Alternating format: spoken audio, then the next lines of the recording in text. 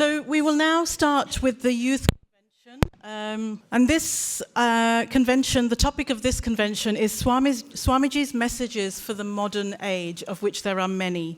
And I'm sure you'll hear many of them through the speakers that are about to come onto stage. This session will be presided over by Reverend Swami Sarvastananda Ji Maharaj, the minister in charge of the Ramakrishna Vedanta Center here in the UK. Our speakers are Shorita Shah and Kavya Shah, presidents of the University of Bristol Hindu Society. We then have the president of the UCL Hindu Society, and I'm glad that someone representing UCL is here today, because that's where I went. So if we could ask Soham Bansali to come to the stage as well. And then we have presidents of King's College London Hindu Society, Shuchishmita Moitra and Akshat Sharma. We also have the president of the Imperial College Hindu Society, so presidents representing many of the prestigious universities in and around London. The session will be moderated by the National Committee Campus Team member from the National Hindu Students Forum, Amulya Pabisetti. So if I could ask all of you to please come onto the stage. If I could also ask Udoida to say a few words introducing this section. Thank you. As Ram was saying in his address of welcome, is the youth who will be leading us in the future. And with that in mind, this wonderful Youth Convention 2024 has been organized. The topic being Swamiji's messages for the modern age. And I'm sure you'll all be enjoying and will be enlightened by what the youth of today have in mind for all of us. This part of the program will be moderated by Amulya Pabisetti, who is the National Committee Campus Team member of the National Hindu Students Forum. Over to you to conduct this part of the program. Namaste everyone. Thank you so much for gracing us with your presence today. I am Amulya Pabisetti and I am a National Campus Team member from the National Hindu Students Forum UK. It is a great honor to be here and having the opportunity to moderate this session, the Youth Convention 2024, Swamiji's Messages for the Modern Age. Each of our youth speakers today is a leader from some of the most vibrant and active Hindu societies from various universities across the UK. So before any other delays, I would like to ask Shorita Shah and Kavya Shah, presidents of University of Bristol Hindu Society, to share a few words.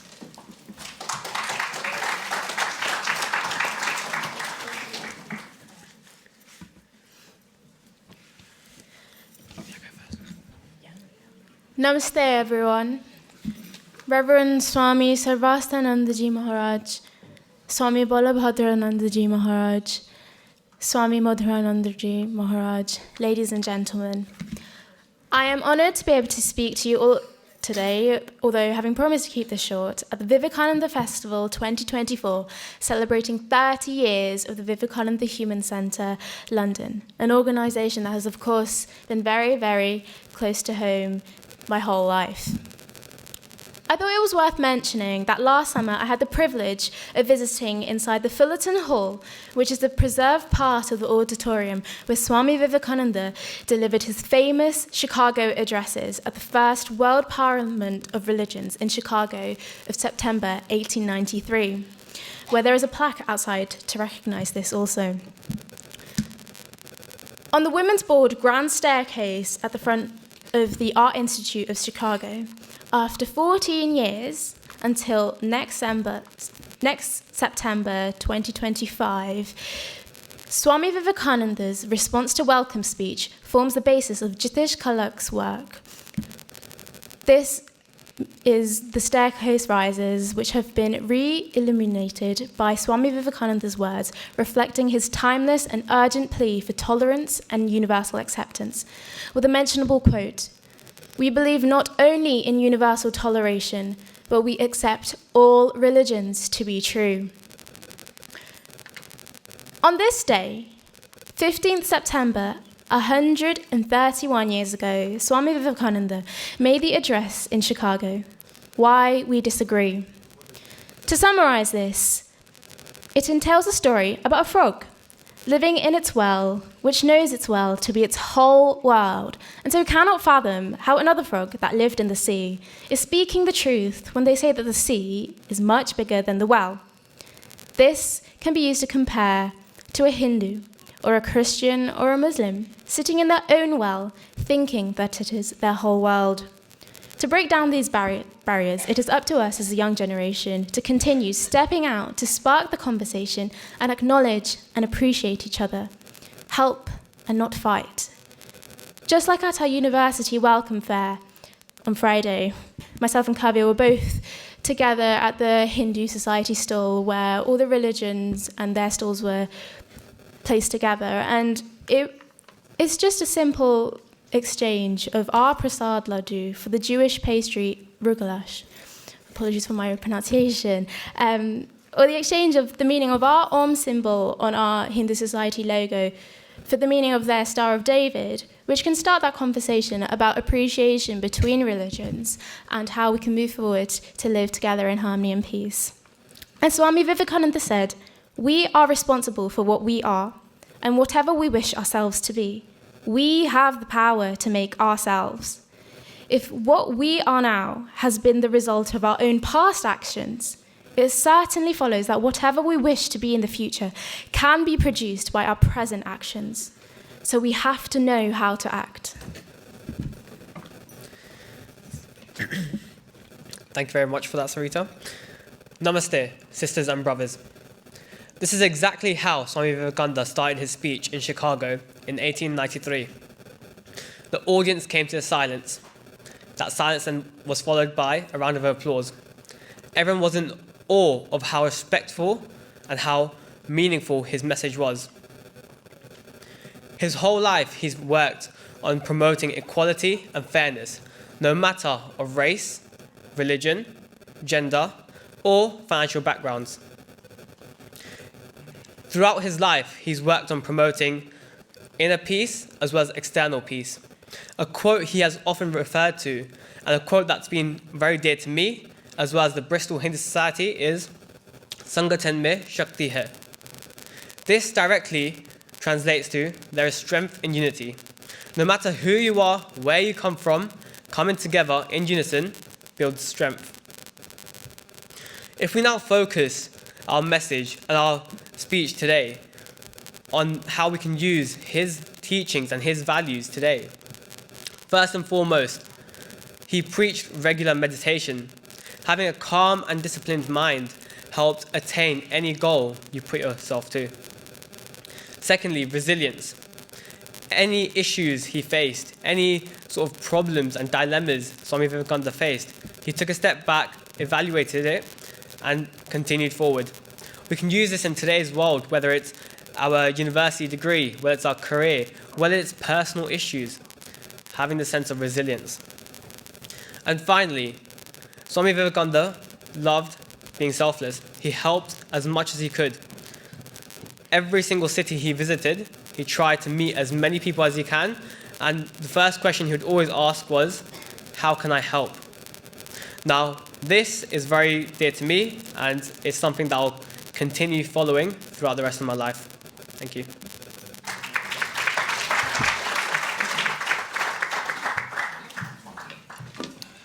Thank you so much, Sarita and Kavya, for sharing those wonderful thoughts and how you guys still follow Swamiji's words. So next, I would like to call upon UCL's Hindu Society President, Soham Bansali.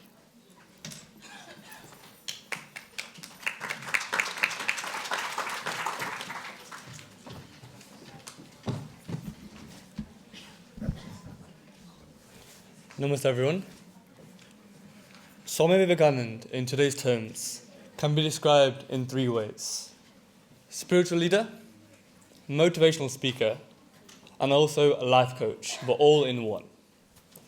The famous Sisters and Brothers of America is a testament to the message of unity, which wasn't limited to just Hindus, but strove for harmony across all of humanity. Today, however, I'd like to focus on another vital aspect of Vivekananda's mission, and that is seva, and how we as youth can incorporate into our lives and in the modern world this message of seva. So let me start with a small story. Swami Vivekananda and his brother monks were walking by a grove where they spotted a few mangoes. Noticing this, the other monks started plucking the mangoes, though Swamiji did not. Perplexed, one monk asked, why wasn't he eating any of the fruits? So Swamiji replied, this tree has been given us its fruits, and it has asked for nothing in return. Can we not respect it by leaving some for others or for the tree itself? We must learn to take only what we need and not be greedy. When we think of seva, we often think about helping others, helping humanity, but it extends far beyond this. Seva can be physical, intellectual, and also spiritual. But Swamiji also spoke of a fourth type, and that is environmental seva. In a simple act of compassion towards a tree, Swami Vivekananda demonstrated respect for nature, but also self-control. He taught that seva isn't just through words or actions, but it's also through thoughts and intentions. All life forms possess divinity within them, and it's our duty to manifest this divinity within. And as Swamiji often said, Jiva is Shiva. As students, many of us may not have the financial means or the time to volunteer extensively, but we have the power to make thoughtful decisions that reduce our impact on the world. Something as simple as assessing our choices before making them and acting in a way that brings good is a form of seva. For instance, can we read the news online and leave those few printed newspapers for people who do not have internet access? That too is also a form of seva. Ultimately, the goal of seva is to uplift others through education, healthcare, and empowerment, but also to create harmony both among people and between humanity and nature. Our service should transcend above social status, race, and religion. We should view the world as one family, Vasudeva Kutumbakam. And as Swamiji profoundly said, and as our youth previously said before, as one of the quotes, is, they alone live, who live for others. The rest are more dead than alive. Dhanyavad.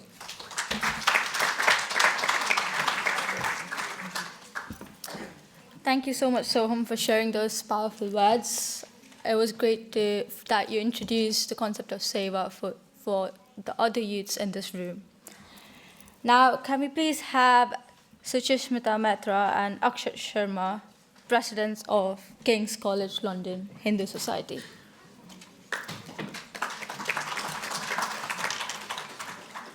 Namaskar, I'm Akshat. Namaskar, I'm Shutishmita. Swami Vivekananda once said, take up one idea, make that one idea your life. Think of it, dream of it, live on that idea. For me, that idea is about identity. Have you ever been in a room where you just feel like you don't belong? Like you know you should be there, but something makes you doubt your place? It happens to the best of us, whether it's at university, social circles, or even within our own communities. As young people, especially when we're trying to figure out who we are, this feeling can be a constant companion. Vivekananda's teachings on self-reliance are equally important here. He believed that each person has the strength within to define their path. No one else can dictate who you are or who you should become. This idea of self-definition is empowering, especially for the youth who are often swayed by societal pressures. Now, being a Bangladeshi Hindu myself, that sense of belonging and identity is something that I've reflected on a lot.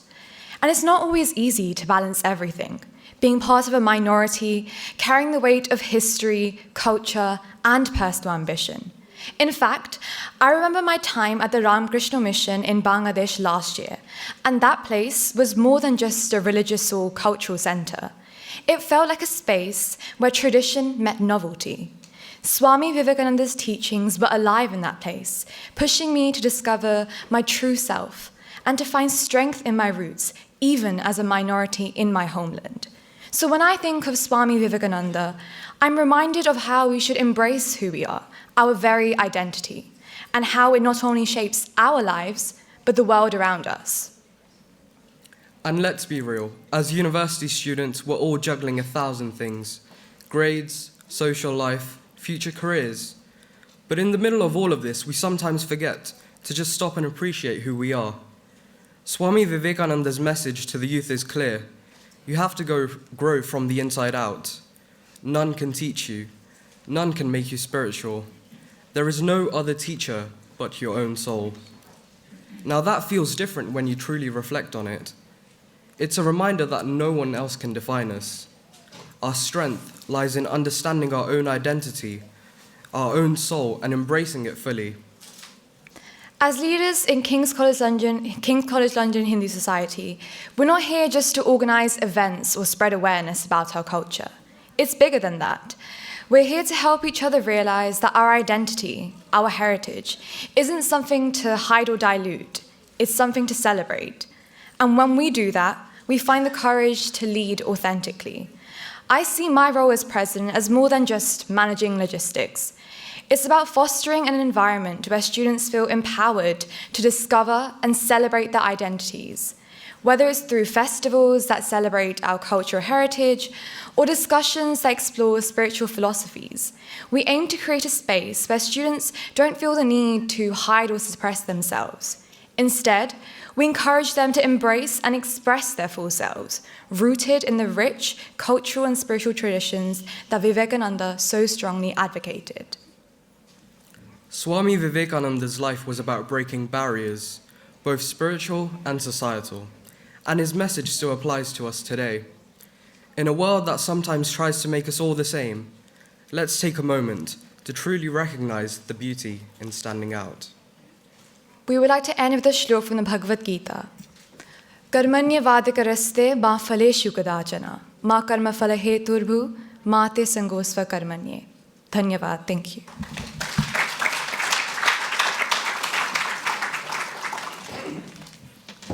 Thank you so much, Suchishmita and Akshat. That was truly inspiring for me, and I'm sure it was inspiring for others in the room to embrace their identity and to be proud of who we are. Next upon is the President of Imperial College Hindu Society, Shlok Shah.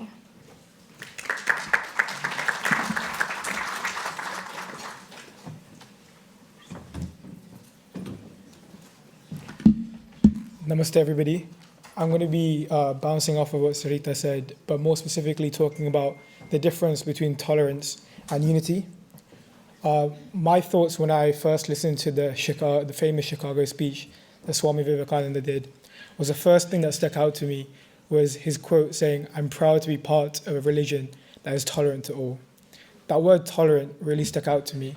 And when I was researching further on what people meant by tolerant, one quote that I found by Swami Vivekananda, which is my favorite quote by him, is, "The great lesson is that unity behind all of it. Call it God, love, spirit, Allah, or Jehovah. It's the same unity that animates all life, from the lowest animal to the noblest man." And I think that key word of unity is a difference. Unity means, tolerance can have negative connotations, saying, I'm tolerant of my Jewish brother, my Christian brother, or my Muslim brother. But unity means not differentiating between the two. We are all the same in the end. We're all human beings. And that all goes down to one Vedic verse, which, if you pardon my Sanskrit, but ekam satvapraha bodha vadanti. The reality is one, the wise call it many. The reason I'm talking about this today is I think it's especially important for the British Hindu youth. Growing up in a very multicultural place where even recently with the EDL riots and prior to that, the riots in Leicester between Hindus and Muslims, that all of that can be broken down to a simple mentality shift between being tolerant and being united with your brothers. Thank you.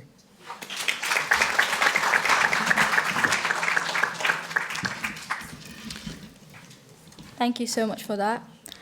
I would like to thank all the speakers for sharing their thoughts. It's clear that the words of Swami Vivekananda not only resonate but remain relevant in shaping our path as young leaders. Now, finally, to finish the Youth Convention 2024, I would like to call upon Reverend Swami Sarvastanandaji Maharaj, Minister in Charge from Ramakrishna Vedanta Center, UK.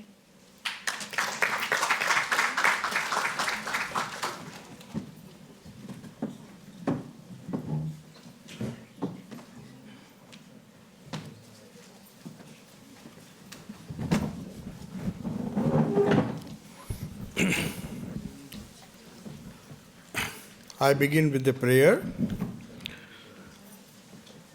Om Namah Shri Atirajaya Vivekananda Suraye Satchit Sukha Swarupaya Swamine Tapaharine.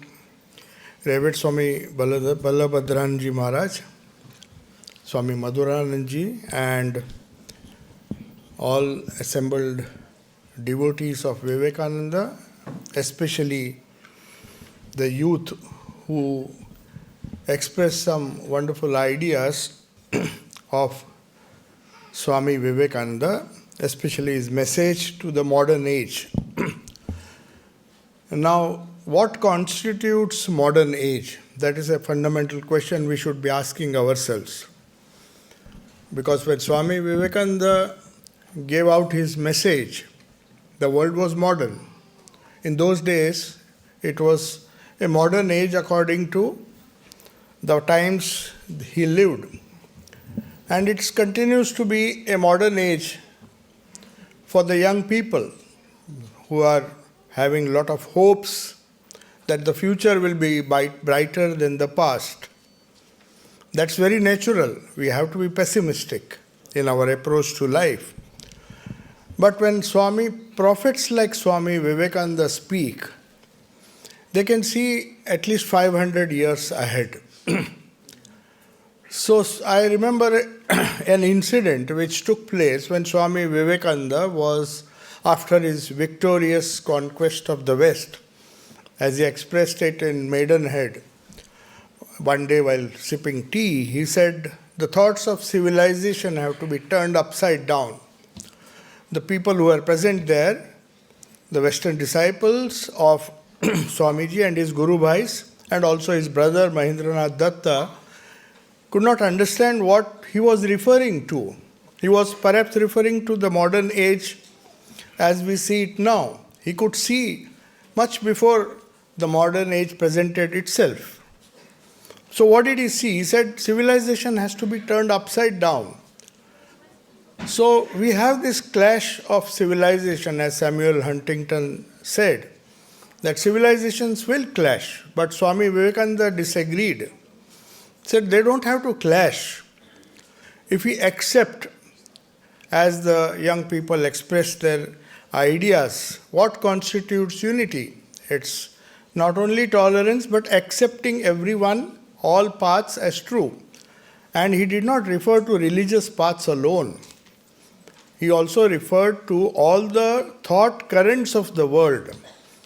To put it in a very simple way, he told his Western disciples when he was going to Amarnath, he was going on a pilgrimage tour with his Western disciples, who most of them were women, and he said something very significant.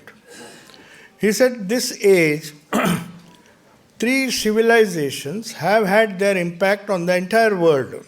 The world which was soon going to be a global village as it is now. This is the modern age. The world is not constituted of individual cultures, pockets here and there, different civilizational communities in different parts of the world. The whole world has combined, thanks to information technology and all modern science and technology, the whole world has become a global village. And Swami Vivekananda anticipated that 125 years ago. And he said, three forces have shaped the world for the good or for the worse. We do not know. Three forces, these are undeniable forces which have shaped the modern world. And he said the first he referred to, one of them was the Greek civilization which gave the world arts and sciences. He said we cannot escape the impact of modern science and technology. That is, every one of us is impacted by that, and that's how the global world has been created, has developed, has evolved over so many centuries. And then, these are Swamiji's words. He said, the Greek civilization gave the world arts and sciences, basically. They gave other things, but these were the main things. And then he said there was another stream, another civilization developing, and which has had its impact on the entire world, which we cannot escape, and that is the Roman civilization, which gave the world politics as we find it today, politics and administration, how societies can be developed using politics, political systems, administrative systems, and that is their main contribution. They, of course, had other things to contribute, but this was the mainstream of thought the Romans gave to the world, and in the modern age, none can escape the impact. You see the political battles, you see the economic progress and the scientific and technological advancement that we see because of the original Greek contribution. Swami Vivekananda anticipated and said we cannot avoid, that will be the modern age. But one more thing he added. He said there was another civilization which added something more eternal, and that was the Indian civilization, which gave the world spirituality. And the world in fact he said, Europe is standing on the top of a volcano, and it shall vanish from the face of the earth if it does not change its ways and takes to Indian spirituality. So that is the contribution of India. So when you say modern age, you have to see the contributions of all the three civilizations as Swami Vivekananda saw it. And he said the ideal civilization would be, because we can't avoid the impact of science and technology, the impact of politics, administration that the Greeks and the Romans have given us.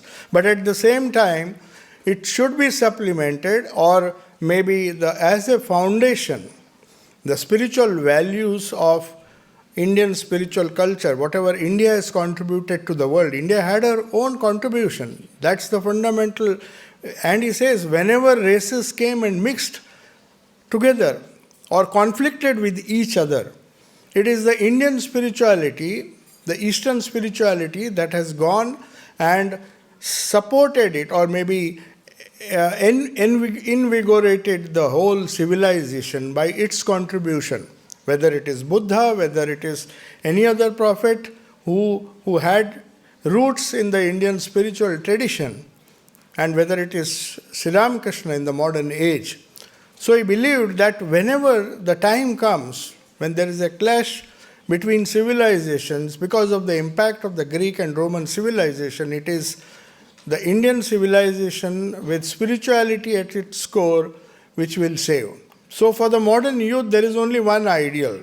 Not that Swami Vivekananda wanted to ignore the Greek contribution.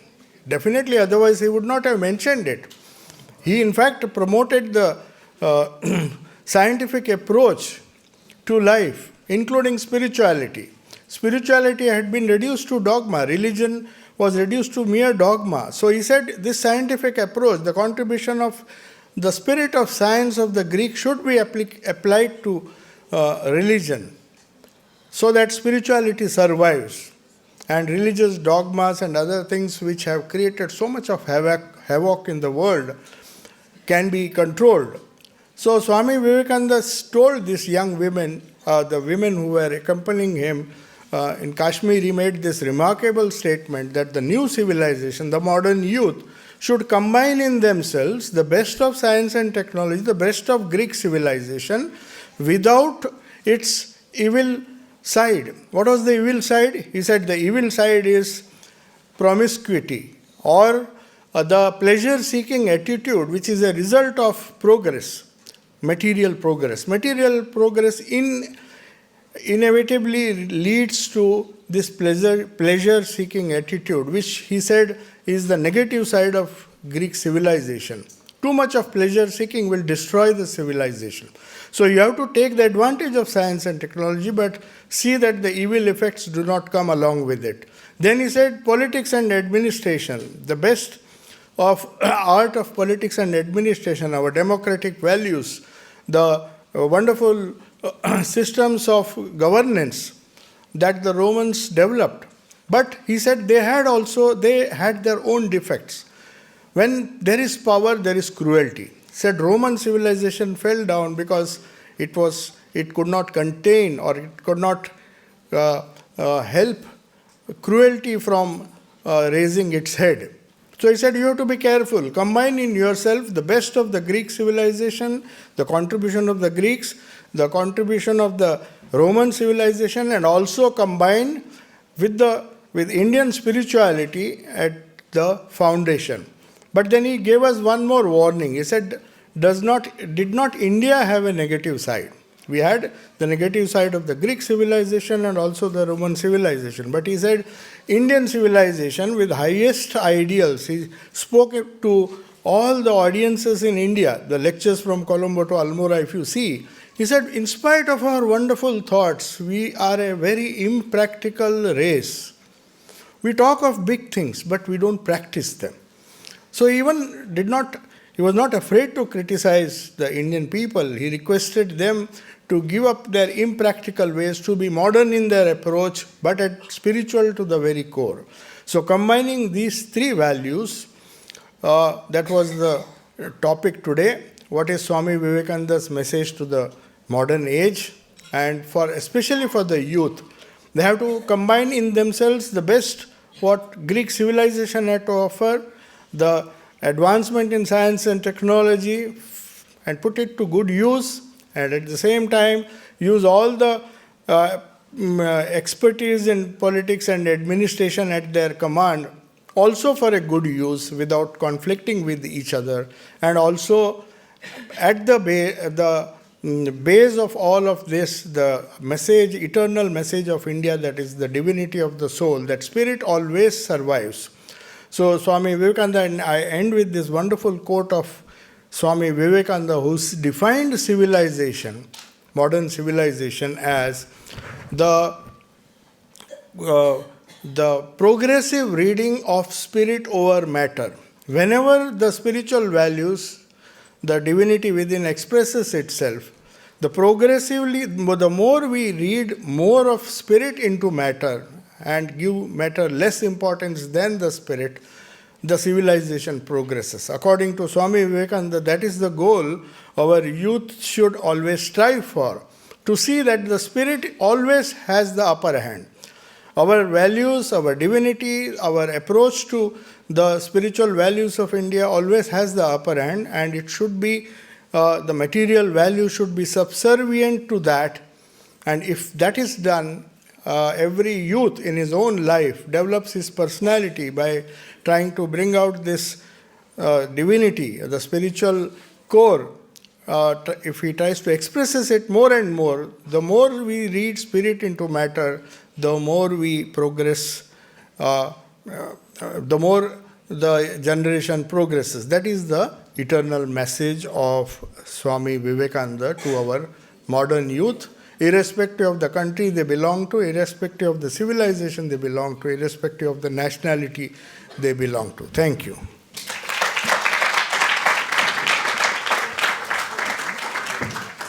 I have a question for you.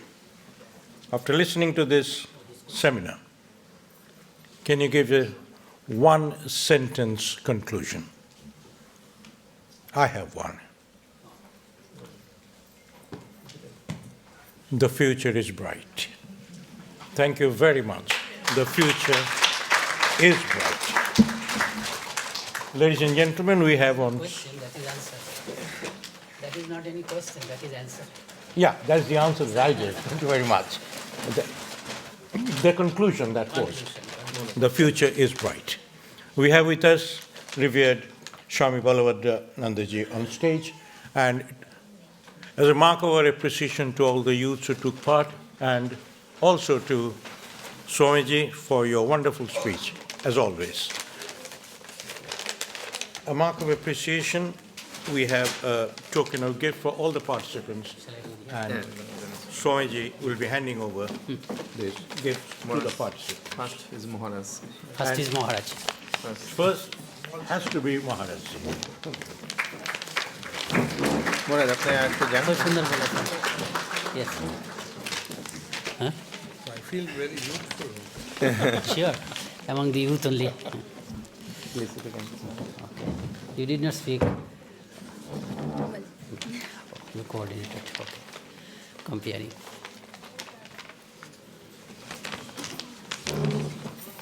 Have you all read Swamiji's paper on Hinduism? No. What I am asking, thanking, no. Have you read, each one of you, Swamiji's paper on Hinduism? No, entirely. You should. You all represent Hindu forums from different schools and different colleges and institutions. Yeah. That was the main speech at Chicago Parliament of Religions. Not that only one, Sisters and Brothers of America. Swamiji gave at least 12 speeches. Yeah. Not all speeches are recorded. So unless you read Swamiji's paper on Hinduism, you won't be able to understand Hinduism. Yeah. This is for all of you. Who are, paper on Hinduism. So next time when you will organize this, they will have to. Sarvasthanand, you can arrange a quiz on paper on Hinduism. but, yes, unless yes, because they are representing Hindu societies, Hindu forums. Okay. Thank you very much.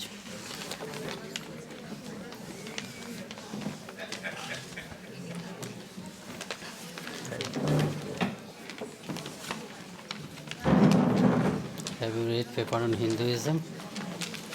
Cap 2. What, yeah. Have you read? Yes. You'll read, eh?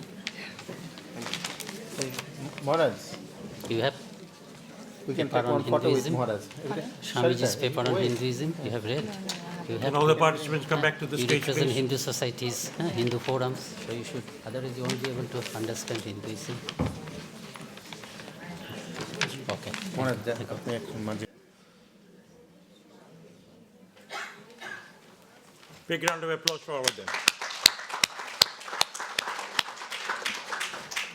Thank you. The future is indeed bright. We've had some wonderful reflections from students representing the Hindu societies from various universities and prestigious universities around the country. And just to say that I think many years ago, the Hindu society was quite a novel concept in universities, so I'm really, really pleased to see that it's gathered pace and momentum, breadth and depth, to the extent where some of our students have been very, very confidently speaking about their reflections on Swami Vivekananda's message. So thank you once again, and I could hear that Swamiji has also set you a challenge for the next time you're on stage. So, ladies and gentlemen, you're in for a treat now. I do appreciate that you're probably all wanting to stretch your legs and get up and walk about, but there will be an opportunity to do that. However, you are in for a treat for the next performance, which is by Tal Music Group of Bristol. Directed by none other than Shorita Shaha.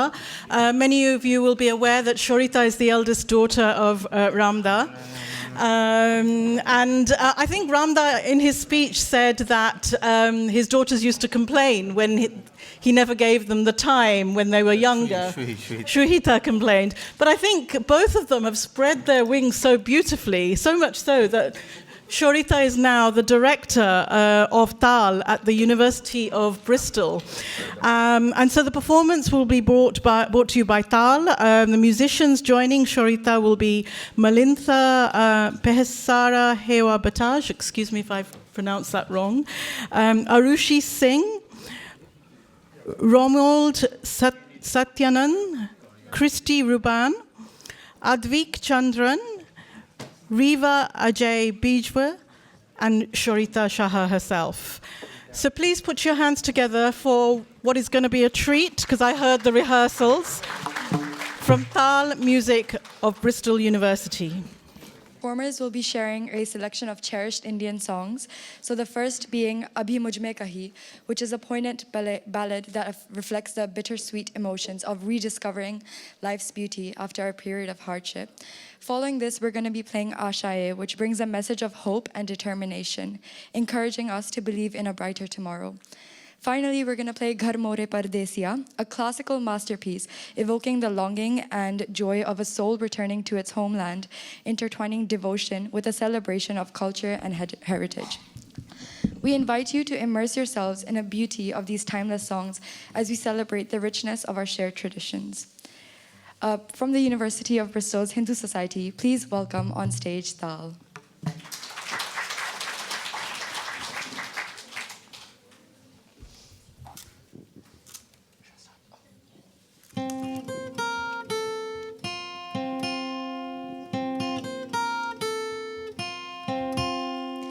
अभी मुझ में कहीं बाकी थोड़ी सी है जिंदगी जगी धड़कन नहीं जाना जिंदा हूँ मैं तो अभी कुछ ऐसी लगन इस लम्हे